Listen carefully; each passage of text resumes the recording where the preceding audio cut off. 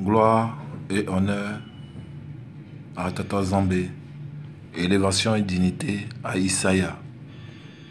Ce matin, je viens vers vous, mes frères et sœurs. En Christ, vous apportez une lumière, car dans les écrits de nos pères, il est écrit: vous connaîtrez la vérité et la vérité vous affranchira et elle vous rendra libre. Alors si cette vérité était véritablement ce Jésus-Christ dont vous parlez, pourquoi Christ pouvait dire: vous connaîtrez la vérité vous affranchira et elle vous rendra libre? Alors aujourd'hui les églises prêchent que en Christ vous êtes libre, en Christ vous êtes affranchis. Or, le Christ lui-même dit: vous connaîtrez la vérité vous affranchira et elle vous rendra libre. Et cherchez, vous trouverez. Demandez, l'on vous donnera. Frappez, l'on vous ouvrira. Ce matin, je ne serai pas long, juste ouvrir encore les yeux de mes frères qui croient encore en ce Dieu qu'ils appellent Jésus, ce Dieu Janus, ce Dieu de l'Occident, qui n'est pas le Dieu que nos pères adoraient, raison pour laquelle je viens juste pour prendre les écrits qu'eux ils appellent la Bible, que l'Occident a pris les écrits des apocryphes de nos pères pour falsifier, pour faire le leur. Donc aujourd'hui, comme un frère pouvait le dire, le voleur, il faut l'attraper à ce qu'il a volé. Je vais juste vous éclairer au travers ces écrits qu'est la Bible. Nous allons dans les livres de la Genèse, car le peuple Israël, le peuple bantou, Israël vrai, n'a pas fait 400 ans en Égypte, mais a fait 72 ans en Égypte. Mais le peuple Israël et que l'Occident a créé, s'il en a fait 400 ans, c'est dans leur Égypte, mais non pas le nôtre.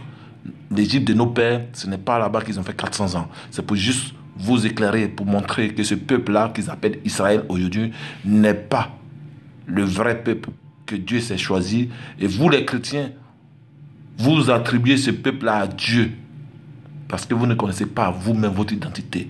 Le peuple de Dieu est le peuple bantou, le peuple noir. Et le Christ est noir, comme moi qui parle, comme ceux qui croient en son nom, non pas ce Jésus qu'on vous montre. Et beaucoup disent: oui, mais si les blancs ou si les noirs, peu importe ma foi.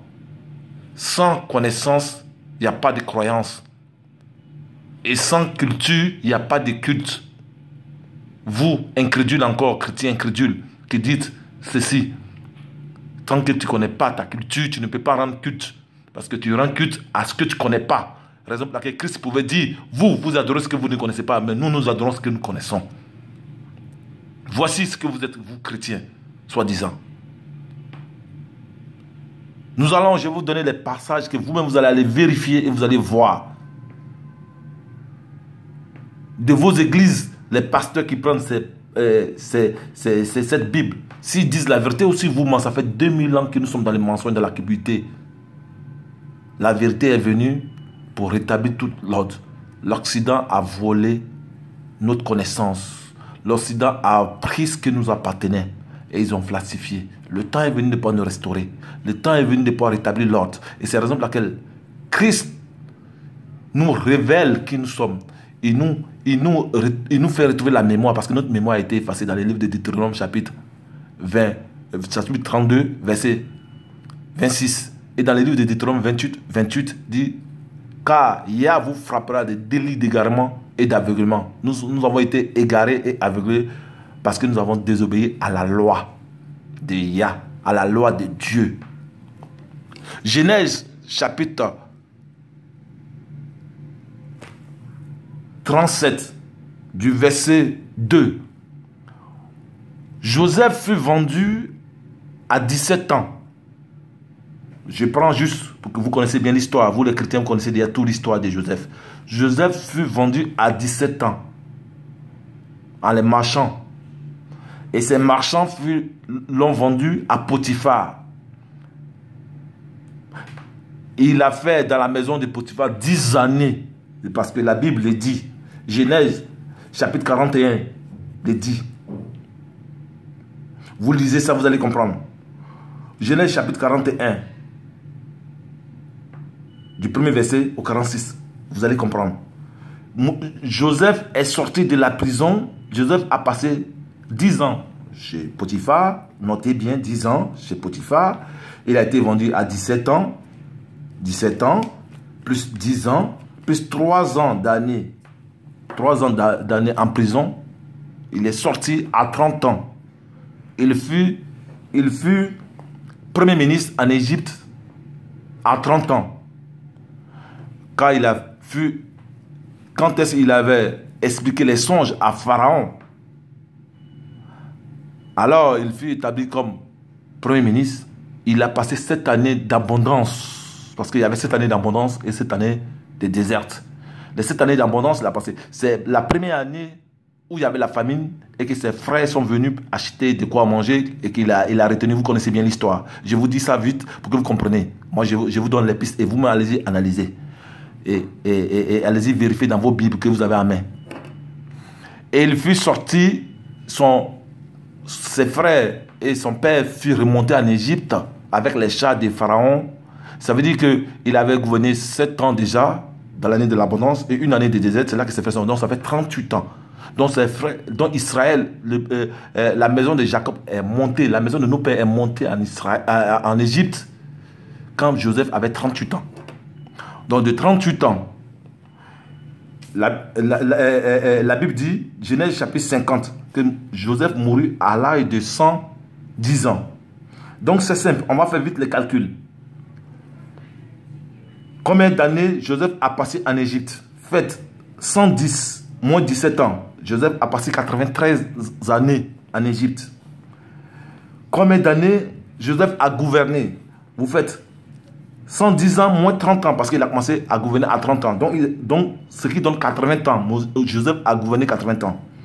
Et combien d'années, quand est-ce que Joseph fut mourir, le peuple Israël a passé en Égypte? Ce que la Bible vous ment. C'est 100 ans. 400 ans. 400 ans, c'est pour le peuple Israël que vous voyez aujourd'hui, que vous adorez. C'est Dieu des synagogues de Satan. Que Apocalypse dit, c'est synagogues, c'est dans ça. Ils ont passé 400 ans, mais je ne sais pas où ils ont passé les 400 ans. Mais ce n'est pas en Égypte. Ce n'est pas sur la terre de nos pères. Alors, vous faites 110 moins 38 ans.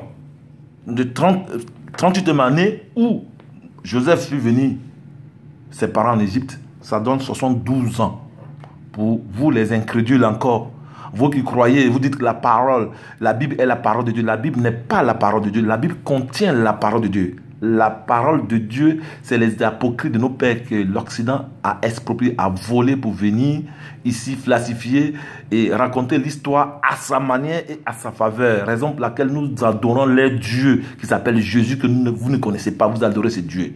Donc mes frères, je vous interpelle, sortez du milieu d'eux, sortez de ces églises, fermez les églises qui sont en Afrique, fermez les mosquées, tout ça n'est que cupidité, mensonge. Ils nous ont menti depuis 2000 ans. Le temps est venu afin que vous sortez de là, afin que nous puissions retourner au Dieu de nos pères. Parce que le temps, les 400 ans d'esclavage, donc la Bible parle, elle, l'esclavage que nous subissons jusqu'à aujourd'hui.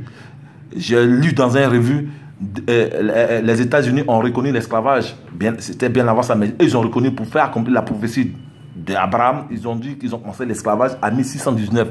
1619, 2019, ça fait 400 ans. La raison pour laquelle vous allez voir aujourd'hui, il y a beaucoup de choses qui se passent sur l'homme noir. Ils vont nous affliger beaucoup de choses parce que le diable s'est déchaîné. Et le temps est venu pour que nous sortons de tout cet esclavage. Et c'est fini. En 2019, personne ne sera en esclavage. À bon entendeur, salut. Celui qui demeure encore dans ces synagogues, qui sont ces églises. Fermez les églises en Afrique. Fermez les mosquées en Afrique et vous verrez et que nous aurons la faveur de ce Dieu, le Dieu de nos pères. À bon entendeur, salut. Pour les incrédules, la Bible n'est pas la parole de Dieu, mais elle contient la parole de Dieu. Cherchez l'histoire, connaître l'histoire du monde, de l'humanité, vous saurez comprendre la Bible. Tant que tu ne comprends pas l'histoire de l'humanité, tu ne comprendras jamais la Bible.